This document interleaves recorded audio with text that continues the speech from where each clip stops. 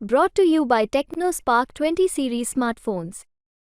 संसद रत्न आदरणीय बारामती लोकसभेच्या खासदार सुप्रियाताई यांनी पुणे जिल्हा पोलीस अधीक्षक ग्रामीण यांना पत्र लिहून त्यांच्या घरातील 2 मुलं जी सातत्याने अजितदादांवर टीका करतायत त्यांना सुरक्षा व्यवस्था पुरवाव्या, कारण बारामती लोकसभेमध्ये फिरताना ते असुरक्षित आहेत अशा पद्धतीने म्हणून एक प्रकारे बारामतीकरांवर अविश्वास दाखवलेला आहे।